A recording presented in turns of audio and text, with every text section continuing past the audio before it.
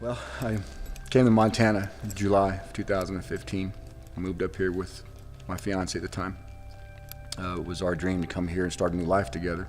I wasn't truthful with her about a lot of things, and I lied to her, and the relationship was great. It's just that I was embarrassed of a lot of things. The guilt, I remember the guilt very well, I do. And I didn't want to live. I just didn't want to live. So I tried to commit suicide. I got arrested that evening and was charged with a criminal offense. Ended up going to jail. Lost everything that night, and my whole life in that split instance, I lost everything. I lost her, lost my possessions, everything, and I ended up in this dreadful place. On the morning that I met Boris, I was on my way to the jail. I got to go to the jail to preach on Saturday mornings. I remember meeting Dale. Dale was in there preaching the word about, the 10 Commandments and how God will forgive you for what we've done and what I've done in particular, and I started crying. I wanted that. I never really was close to God. I started seeing a few of the people, the one in particular who were zoned in on me, who were really listening to the sermon. There was a gentleness there, and tears running down his cheeks as we went.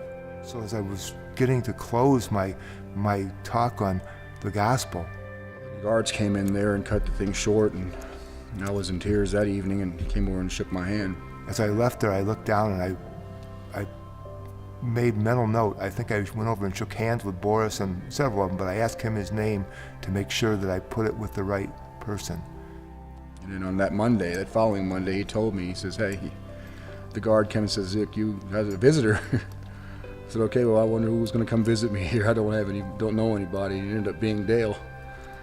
And as soon as I saw him, of course, he knows I was in tears. I was really happy he was there. That Monday night, as I was preparing to go to the jail, I was excited because I had seen in Boris a person of peace. And I was able to tell him that Jesus loved him, that sometimes God let us put ourselves in the situation to bring ourselves to the bottom so that we could accept Jesus. And he looked at me and he told me, he says, all I want to do, I want that Jesus. We prayed right then and there, and he asked Jesus into his heart.